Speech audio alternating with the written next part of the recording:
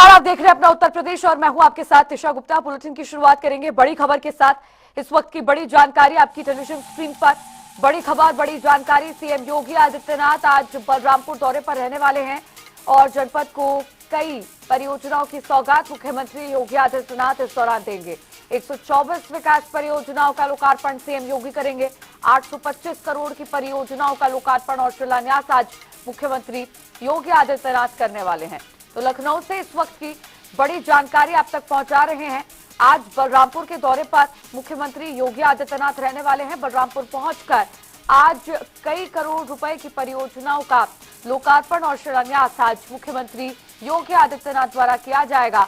और आपको बता दें कि आज इसी के साथ बड़ी सौगात जनपद को मिलने वाली है। 124 विकास परियोजनाओं का लोकार्पण आज मुख्यमंत्री योगी आदित्यनाथ करेंगे। 825 करोड़ की परियोजनाओं का लोकार्पण और शिलान्यास कुल मिलाकर आज सीएम योगी आदित्यनाथ की तरफ से किया जाएगा, जिसके बाद जनपद को आज कई परियोजनाओं की बड़ी सौगात सीएम योगी आदित्यनाथ देने वाले हैं।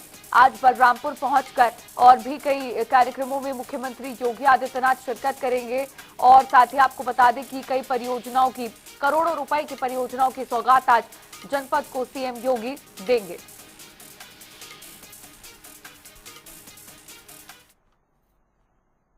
और चलिए अब श्रावस्ती से आ रही एक बड़ी जानकारी का रुख कर लेते हैं। इस वक्त की बड़ी खबर श्रावस्ती से आपको बता दें, महर्षि वाल्मीकि के जन्मदिन पर अवकाश घोषित किया गया है। श्रावस्ती में मंच से सीएम योगी आदित्यनाथ ने घोषणा की है। 7 अक्टूबर को जयंती मनाई जाती है और प्रदेश भर के देवालयों में रामायण का पाठ होता है। संस्कृति और पर्यटन विभाग का सहयोग इसमें मिला है। महर्षि वाल्मीकि की पावन भूमि है श्रावस्ती और माता जानकी के निवास स्थल का सम्मान किया जाएगा। धार्मिक और सांस्कृतिक कार्यक्रमों का आज इसी के चलते आयोजन होना है। ये तमाम कार्यक्रम सांस्कृतिक और धार्मिक तरह से जो रखे गए हैं वो आयोजित होंगे। महर्षि वाल्मीकि के जन्मदिन पर ये कार्यक्रम आयोजित किए जा रहे हैं, जिसके चलते अवकाश भी घोषित किया गया है। 7 अक्टूबर को जयंती मनाई जाती है और इसका ऐलान मुख्यमंत्री योगी आदित्यनाथ ने किया था। प्रदेश भर के देवालयों में आज इसी के चलते रामायण का पाठ भी रखा गया है।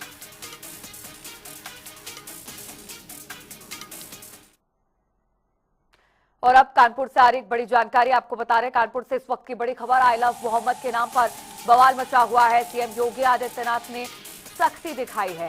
दंगा साजिश में 26 लोगों पर एफआईआर दर्ज हुई है। भड़काऊ वायरल ऑडियो के आधार पर मामला दर्ज किया गया है। इन आरोपियों के खिलाफ जुमे की नमाज के बाद यह ऑडियो वायरल किया गया था। जुबैर अहमद खान पर भीड़ को भड़काने का आरोप है। साथ ही आपको बता दें, रेल बाजार थाना क्षेत्र सोजातगंज अजमेरी मस्जिद से संबंधित ये मामला है। आपको बता दें कि हाल ही में शुक्रवार को जुमे की नमाज के बाद ये दंगा भड़काने की कोशिश की गई थी, जिसके बाद आपको बता दें कि मुख्यमंत्री योगी आदित्यनाथ ने काफी सख्त एक्शन लिया है और इसी विवाद पर मुख्यमंत्री योगी आदित्यनाथ ने सख्त और तीखा बयान भी दिया था। उन्होंने कहा था कि शायद शुक्रवार को मौलाना ये बात भूल गया था कि आखिर प्रदेश में सत्ता किसकी है, सरकार पर कौन काबिज है। और इसके बाद आपको बता दें कि मौलाना तौकीर रजा की गिरफ्तारी भी हुई। मुख्य आरोपी तौकीर रजा के साथ साथ और भी कई आरोपियों को गिरफ्त में लिया गया और अब ये कार्रवाई लगातार जारी है। दंगा भड़काने का आरोप, भीड़ को भड़काने का आरोप और जो वायरल ऑडियो है उसको वायरल करने का आरोप जिन भी लोगों पर है, उन तमाम लोगों के खिलाफ एफआईआर दर्ज की गई है। जुमे की नमाज के बाद ये ऑडियो वायरल किया गया था। जुबैर अहमद खान पर भीड़ भड़काने का आरोप है, जिसके खिलाफ एफआईआर हुई है। रेल बाजार थाना क्षेत्र और सुजातगंज अजमेरी मस्जिद से जुड़ा ये मामला है और कानपुर से पूरा विवाद शुरू हुआ, जहां पर आई लव मोहम्मद के पोस्टर्स पूरे शहर भर में लगाए गए। जिसके बाद जवाब देते हुए, पलटवार करते हुए कई हिंदू संगठनों ने आई लव महादेव के पोस्टर्स लगाए, जिसके बाद ये विवाद अब बहुत ज्यादा बढ़ चुका है। शुक्रवार को बरेली में इसी के चलते हिंसा भी हुई और समय रहते इस हिंसा पर काबू पा लिया गया। पुलिस और प्रशासन सख्त थे। 5 दिनों से इस पूरी हिंसा की प्लानिंग की जा रही थी, जिसकी भनक पुलिस और प्रशासन को थी, जिसके बाद तुरंत तत्काल प्रभाव से इस हिंसा पर काबू पा लिया गया है। कानपुर से संवाददाता आशीष कुमार फोन लाइन पर जुड़ गए हैं जानकारी के साथ। आशीष, अब जो विवाद कानपुर से शुरू हुआ था, पोस्टर्स लगाए गए थे आई लव मोहम्मद के, वो विवाद अब राजधानी लखनऊ में भी उसका असर देखने को मिल रहा है। फिलहाल गिरफ्तारियां लगातार जारी है। अभी इस खबर पर क्या अपडेट है? जी देखिए, जिस तरीके से अभी बीते शुक्रवार को काफी हंगामा बवाल भी चल रहा है, उसी तरीके से कानपुर में रेल बाजार थाना को लेकर के एक अजमेरी मस्जिद पड़ती है, वहां पे मदार चौराहे के पास में जुबैर अहमद नाम के युवक ने, जिसका एक ऑडियो वायरल हो रहा है, जिसमें वो मुस्लिम समुदाय के लोगों को भड़काने का काम कर रहे हैं और भड़का करके शासन प्रशासन के द्वारा भड़का करके उनका दंगा शांति भंग करने जैसे कानून व्यवस्था का भंग करने की योजना भी बना रखी थी। उसी तरीके से वहां पर मौजूद चौकी प्रभारी जो वहां के शुजातगंज के चौकी प्रभारी राजमोहन मिश्रा थे, उनके समझाने बुझाने पर वहां के जो युवक थे, जो मुस्लिम समुदाय के युवक थे, वो लोग तो अपने अपने गंतव्य को चले गए, लेकिन उनके जो राजमोहन मिश्रा है चौकी प्रभारी, उन्होंने उसी के तहत पे यहाँ के करीब 20 से 25 लोगों 26 लोगों के ऊपर FIR दर्ज कराई है और कानून व्यवस्था को कायम रखने के लिए कानपुर कमिश्नर से गुहार लगाई है। ठीक है, बहुत शुक्रिया आशीष कुमार जुड़ने के लिए और इस जानकारी के लिए। तो कानपुर से बड़ी खबर आपको बता रहे, दंगा साजिश में 26 लोगों पर अब FIR दर्ज हुई है। भड़काऊ वायरल ऑडियो के आधार पर यह मामला दर्ज किया गया है। 26 लोगों के खिलाफ कई गिरफ्तारियां पहले ही इस विवाद के चलते हो चुकी हैं और अब एक एक कर ढूंढकर जिन पर भी हिंसा भड़काने, भीड़ को भड़काने और ऑडियो वायरल करने का आरोप है, उनके खिलाफ FIR दर्ज करवाकर उचित कार्रवाई की जा रही है।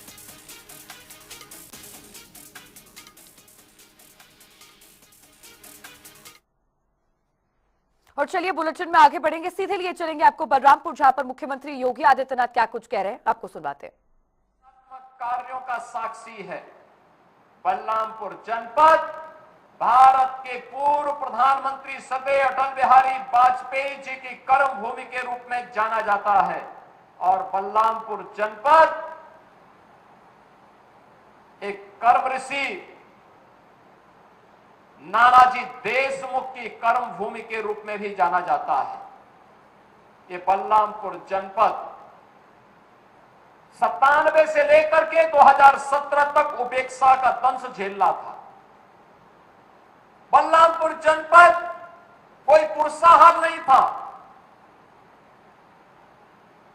97 के पहले तो विकसित था ही, 1997 के बाद भी बलरामपुर जनपद के लिए जो विकसित योजनाएं आनी चाहिए थी, उनसे यहां के नागरिक वंचित थे। परिणाम क्या था? परिणाम था देश के अंदर जो सबसे गरीब जनपदों में किसी की गणना होती थी, तो वह गणना होती थी बलरामपुर जनपद की। बहनों और भाइयों, आज डबल इंजन की सरकार प्रधानमंत्री मोदी जी के नेतृत्व में बिना भेदभाव के योजनाओं का लाभ जब देना प्रारंभ की, तो डबल इंजन सरकार ने आज यहां पर मां पाटेश्वरी के नाम पर एक विश्वविद्यालय का निर्माण कार्य भी प्रारंभ किया है। विश्वविद्यालय इस सत्र में प्रारंभ भी हो चुका है। बलरामपुर के सभी नागरिकों को, श्रावस्ती, बहराइच, गोंडा के सभी नागरिकों को, युवाओं को मां पाटेश्वरी के नाम पर बने इस विश्वविद्यालय के लिए मैं हृदय से बधाई देता हूं, अपनी शुभकामनाएं देता हूं। बहनों और भाइयों, इसके साथ ही स्वर्गीय अटल बिहारी वाजपेयी जी की कर्म भूमि होने के नाते पहली बार अटल जी देश की संसद में कहीं से पहुंचे थे तो भूमि बलरामपुर की है। बलरामपुर संसदीय सीट से चुनाव जीत करके पहुंचे थे और इसलिए बलरामपुर में स्वर्गीय अटल बिहारी वाजपेयी जी के नाम पर एक मेडिकल कॉलेज का निर्माण हो, इसके लिए हमारी सरकार ने पूरी व्यवस्था कर दी है और बहुत शीघ्र आप देखेंगे कि बलरामपुर में, बलरामपुर जनपद के लिए भी एक मेडिकल कॉलेज सरकार के द्वारा यहां पर संचालित होगा। इमलिया कोडर में थारू बंधुओं के लिए उनकी परंपरा और उनकी संस्कृति को संरक्षण करने के लिए एक थारू म्यूजियम का निर्माण पहले ही किया जा चुका है। आज जो सौगात यहां के लिए उपलब्ध करवाई जा रही है उसमें एक राजकीय पॉलिटेक्निक का उद्घाटन अभी हमने किया है। आईटीआई है, डिग्री कॉलेजेज है, इंटर कॉलेजेज है, चिकित्सालय है, सड़कें हैं और भी तमाम प्रकार की वे योजनाएं हैं जो विकास के लिए आवश्यक होती हैं और जिन योजनाओं के माध्यम से हर नागरिक के जीवन में बिना भेदभाव के उनके जीवन में प्रगति और उन्नयन का मार्ग प्रशस्त हो सकता हो। यही तो कार्य डबल इंजन सरकार ने पिछले 11 वर्षों में प्रधानमंत्री मोदी जी के नेतृत्व में किया है। आपने देखा होगा एक और प्रधानमंत्री मोदी जी के नेतृत्व में नया भारत का दर्शन कर रहे हैं। बिना भेदभाव के शासन की योजना का लाभ हर गांव को, हर गरीब को, हर किसान को, हर श्रमिक को, हर महिला को और समाज के प्रत्येक तबके को उपलब्ध करवाया जा रहा है और प्रदेश में विकास एक नए सिरे से आगे बढ़ने का काम हो रहा है। एक तरफ बिना भेदभाव के कल्याणकारी योजनाओं का लाभ हर गरीब के पास उसके सिर को ढकने के लिए छत हो, हर गांव की बेहतर कनेक्टिविटी हो, हर घर में शुद्ध पेयजल हो, हर परिवार के पास उज्ज्वला योजना का कनेक्शन हो, हर गरीब के पास राशन कार्ड हो, हर गरीब के पास आयुष्मान का कार्ड भी उपचार के लिए हो। एक तरफ सरकार के द्वारा एक कल्याणकारी योजनाएं संचालित हो रही हैं, युवाओं के लिए पढ़ने के लिए वर्ल्ड क्लास इंफ्रास्ट्रक्चर के साथ पीएम श्री कंपोजिट विद्यालय, मुख्यमंत्री अभ्युदय विद्यालय के साथ साथ इंटर कॉलेजेस को प्रोजेक्ट अलंकार के अंतर्गत सुंदरीकरण और उनके नवनिर्माण की कार्रवाई के साथ जोड़ा जा रहा है। विश्वविद्यालय बन रहे हैं, डिग्री कॉलेजेस बन रहे हैं, पॉलिटेक्निक बन रहे हैं, आईटीआई स्किल डेवलपमेंट के सेंटर के रूप में स्थापित हो रहे हैं, नगर निकायों का उन्नयन हो रहा है, शहरीकरण विकास की योजनाओं को आगे बढ़ाया जा रहा है। एक तरफ विकास अनवरत आगे बढ़ रहा है और दूसरी तरफ विकास की प्रक्रिया में बाधक कुछ तत्व ऐसे भी हैं जिन्हें विकास अच्छा नहीं लगता है, जिन्हें विकास अच्छा नहीं लगता है। वे कहीं न कहीं विकास में व्यवधान पैदा करते हैं, उत्सव के समय उपद्रव पैदा करना चाहते हैं। वे लोग अराजकता को अपना जन्मसिद्ध अधिकार समझते हैं और उन्हीं लोगों को चेतावनी देने की दृष्टि से आज मैं बलरामपुर में भी आया हूं, यही कहने के लिए आया हूं, यही कहने के लिए आया हूं।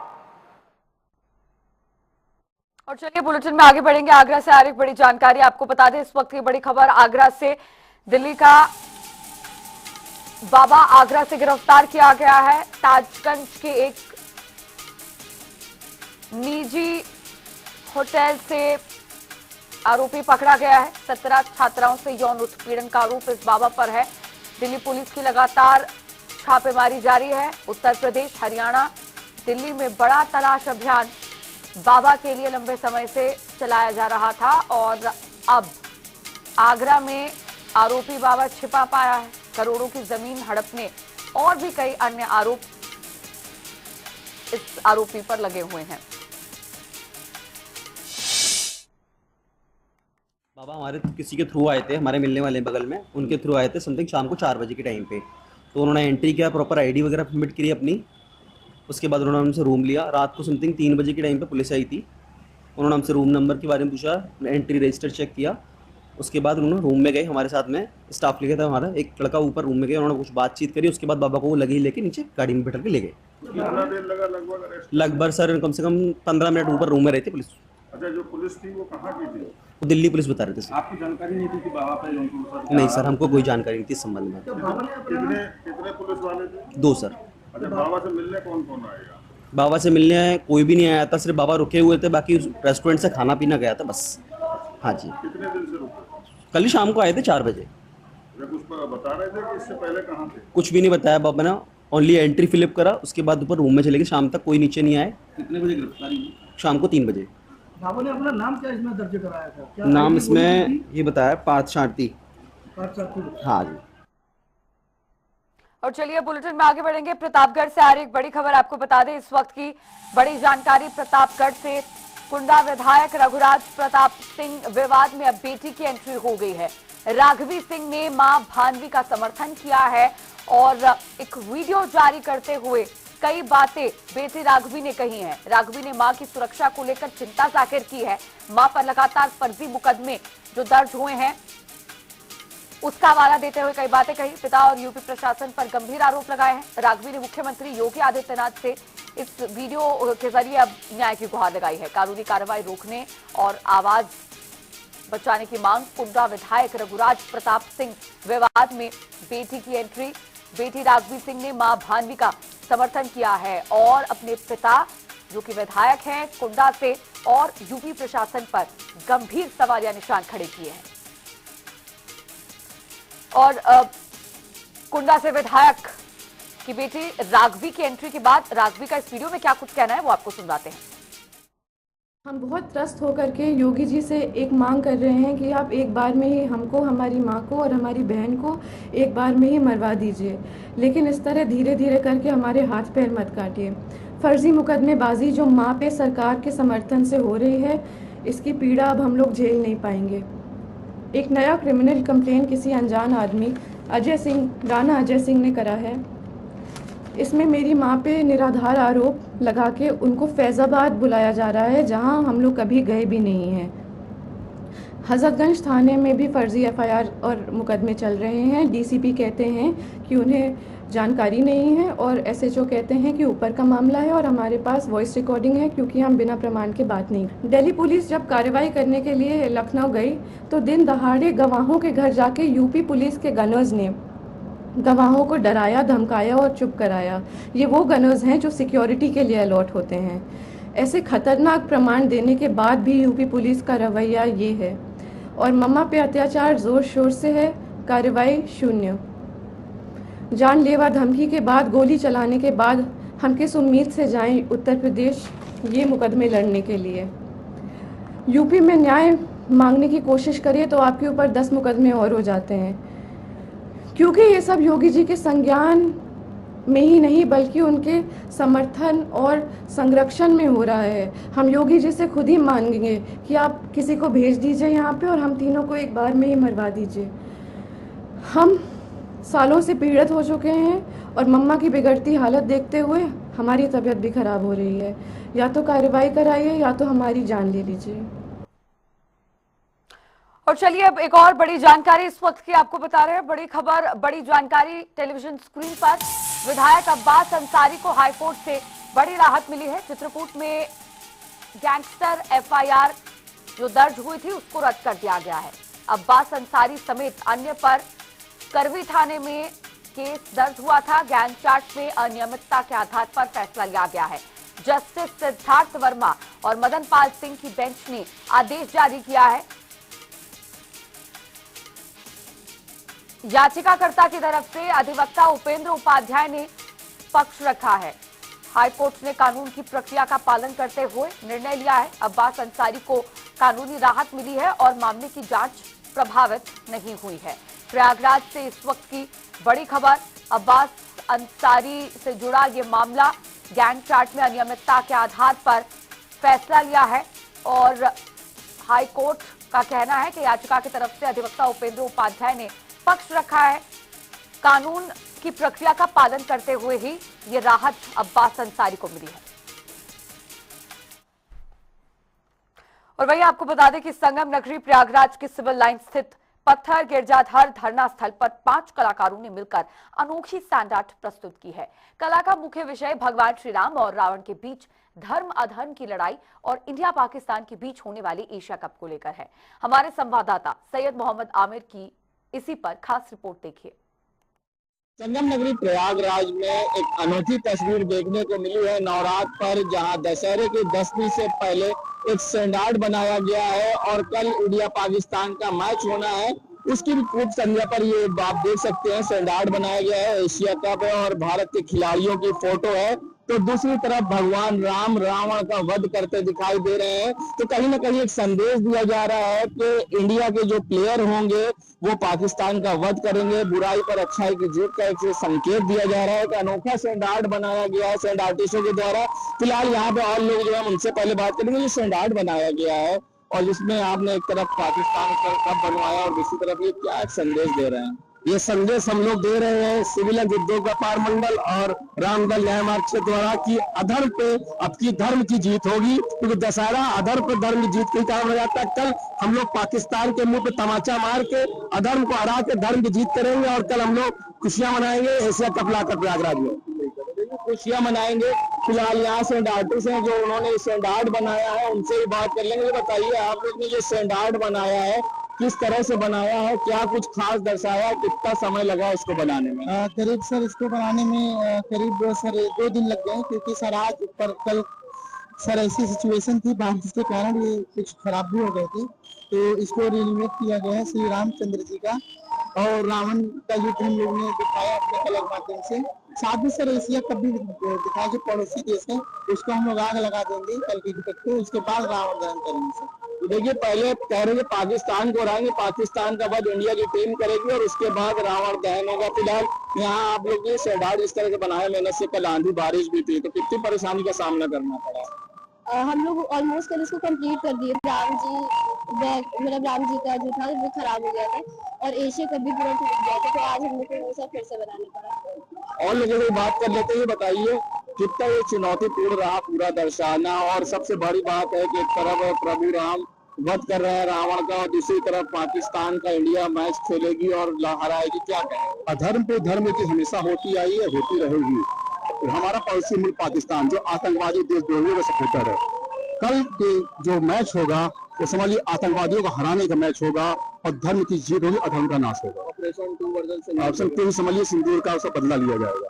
तो ऑपरेशन सिंदूर का वर्जन 2 कल देखने को इंडिया पाकिस्तान के मैच में मिलेगा, ऐसा इनका कहना है। और जिस तरह से ये पूरी चीज दर्शाई गई है, एक तरफ क्रिकेट को, एशिया कप को, तो दूसरी तरफ भगवान राम रावण का वध कर रहे हैं। तो ये एक अनोखी तस्वीर प्रयागराज में निकलकर सामने आई है। हर कोई यहाँ पहुंच रहा है और नवरात्र में जहाँ एक तरफ माता के दर्शन लोग कर रहे हैं तो दूसरी तरफ ये स्टैंड आर्ट भी आके देख रहे हैं और लोगों के बीच चर्चा का विषय है। वीडियो जर्नलिस्ट शाम किशोर के संग सैयद मोहम्मद आमिर प्रयागराज।